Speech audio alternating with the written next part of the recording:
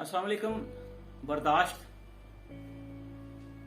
जिसको इंग्लिश में हम टॉलरेंस कहते हैं, आप शायद नोट कर रहे होंगे कि डे बाय डे बर्दाश्त जो है हमारी सोसाइटी से कम होती जा रही है। तो उस वजह से हर आदमी जो है वो हमें टेंस नजर आ रहा है। शायद मुस्कुराहट जो है वो तो हम भूल चुके हैं। कहते हैं मुस्कुराने से आपके खून की जो गर्दिश होती है, सर्कुलेशन जिसे कहते हैं, वो तेज हो जाती है। मुस्कुराने से आपकी पर्सनालिटी जो है वो जाहिर सी बात निखर जाती है कंपेयर टू उस आदमी के कि जो टेंस बैठा हो। और जो जो हम उम्र सीधा होते जाते हैं, बर्दाश्त का लेवल जो है वो कम होता जाता है। आल्दो बर्दाश्त कम होने के बहुत सारे फैक्टर्स भी हैं। उनको आप इकोनॉमिक फैक्टर्स भी कह सकते हैं, बल्कि हैं सोशल फैक्टर्स भी हैं और सोसाइटी के फैक्टर्स भी हैं। उसमें इंडिविजुअल फैक्टर्स भी होते हैं और उसमें एक्सटर्नल फैक्टर्स भी होते हैं, मतलब किसी दूसरे कल्चर को अडॉप्ट करना। और एक सेगमेंट जो इसमें बड़ा प्रोमिनेंट नजर आता है, हमारे पेरेंट्स।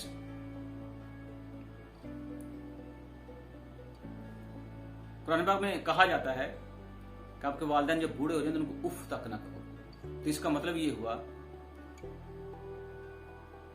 कि अल्लाह जानता है कि औलाद जो है वो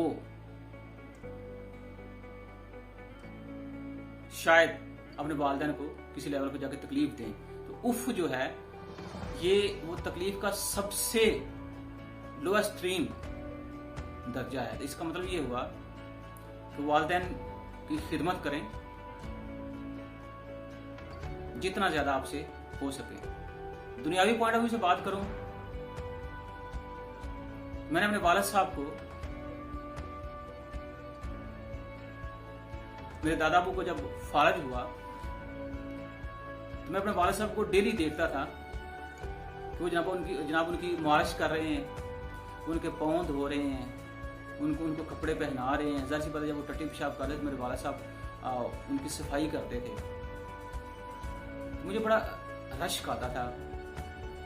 मेरे वालिद साहब स्कूल ना जा सके कुछ वजूहात की बिना पे, लेकिन जब मैं वो चीज़ देखता था तो मुझे अपने वालिद साहब, अल्लाह ताला उनको जिंदगी दे, मेरी भी जिंदगी अल्लाह ताला दे, उनको सेहत दे, दुनिया के सबसे एजुकेटेड शख्स लगते थे। अब जाहिर सी बात है वो चूंकि मैंने चीजें देखी हैं अपने वालिद साहब को अपने वालिद साहब की खिदमत करते हुए, तो जाहिर सी बात है वो देखने से वो चीजें जो है वो मेरे अंदर भी राग़िब हुई हैं। और मेरी भी कोशिश होती है कि मैं वालिद साहब को जितना ज्यादा से ज्यादा खुश रख सकूं या उनकी खिदमत कर सकूं। और मैं साथ ये भी दुआ करता हूं कि या मालिक मुझे इतनी तौफीक दें कि मैं अपने वालिदैन को और ज्यादा जो है वो खुश कर सकूं या उनकी खिदमत कर सकूं। इसमें बंदे की जब शादी होती है, इसका मतलब ये नहीं है कि वालिदैन की खिदमत जो है उसका दर्जा नीचे आ गया है। हालांकि मैं ऐसे लोगों को भी जानता हूं, ऐसे भाइयों को भी जानता हूं कि जो अपनी बहन को सामने बिठा के अपने दामाद को ये कहते थे। ये कुरान पाक में कहां लिखा हुआ है कि बहू जो है वो सासू की खिदमत करे? बिल्कुल ही नहीं लिखा हुआ। लेकिन कुरान पाक में ये जरूर लिखा हुआ है कि बीवी जो है अपने मियाँ की अताअत करे।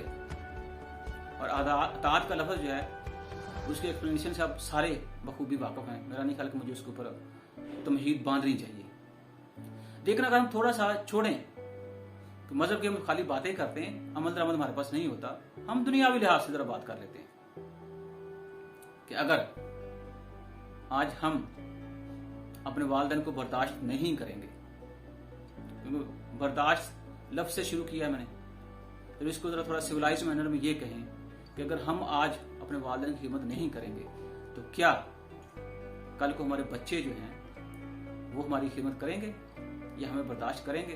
कभी भी नहीं। क्योंकि कहा यह जाता है दुनिया एक खेती है और इसमें जो आपने बोना है वही आपने काटना है। और अगर कोई बहू वो आज अपने सास ससुर की खिदमत नहीं करेगी तो कल को उसकी बहू जो है वो उसकी भी खिदमत नहीं करेगी। और ये मत सोचें आप कि जनाब वाला हम जो है अपने सास ससुर की खिदमत नहीं करेंगे तो कल को हमारी बहू जो है वो बहुत हमारी खिदमत करेगी। नहीं, जैसे मैंने आपसे पहले भी कहा कि हर आने वाली नस्ल जो है पिछली नस्ल से ज्यादा ज़हीन है। तो दूसरी तरफ ये भी है कि अगर आज आप बदतमीजी करेंगे तो आपको कल उससे ज्यादा बदतमीजी बर्दाश्त करनी पड़ेगी। फिर हम क्या कहते हैं कि मेरा बेटा ठीक नहीं है, ये मेरी बहू ठीक नहीं है। मैं ये कहता हूं कि बजाय हम ये बात करें कि फलां शख्स ठीक नहीं है, फलां शख्स ठीक नहीं है, हम अपने आप को क्यों ठीक नहीं करते? हम ये बात क्यों नहीं करते जी हम अपने आप को ठीक कर लेते हैं, बाकी सारी दुनिया खुद ही ठीक हो जाएगी, क्योंकि पूरी दुनिया आपके साथ है ना।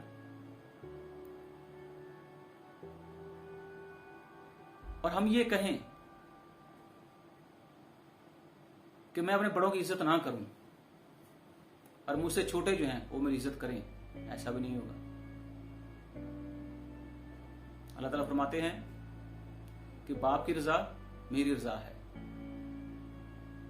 और वो जन्नत जिसके बारे में हम जिसको हासिल करने के लिए हम नेकियां करते हैं उसकी अचीवमेंट जो है वो मां के कदमों तले है, हालांकि जन्नत जो है मां के कदमों के नीचे है।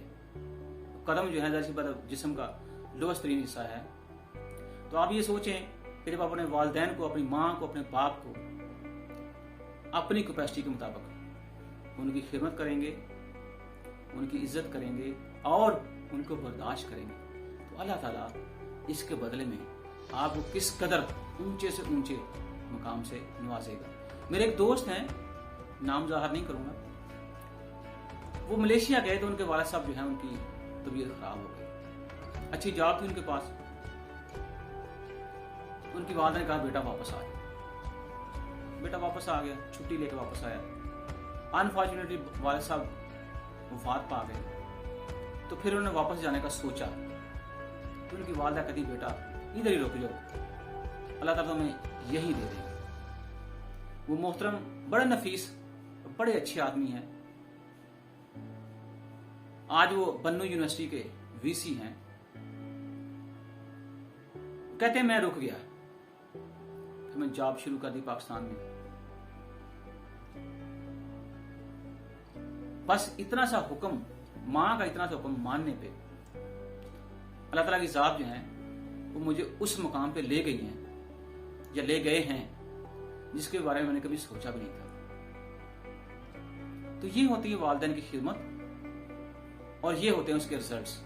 क्योंकि हम जो भी काम करते हैं, वो चाहे ऑफिस में काम करें, घर में काम करें, प्राइवेट काम करें, उसका हमें कुछ ना कुछ आउटकम मिलता है। इसको हम सैलरी कह सकते हैं, तनख्वाह कहते हैं, या आप एग्जाम के अंदर मेहनत करते हैं वहां से आप ग्रेड मिलता है A, B, C या D या A+। तो बेसिकली जो टाइम हम दुनिया के ऊपर गुजारते हैं वो आउटकम के लिए गुजारते हैं, और जब तक आपके अंदर बर्दाश्त नहीं होगी, मेरा नहीं ख्याल कि आप दुनिया में रहते हुए कोई अच्छा आउटकम हासिल कर सकते हैं।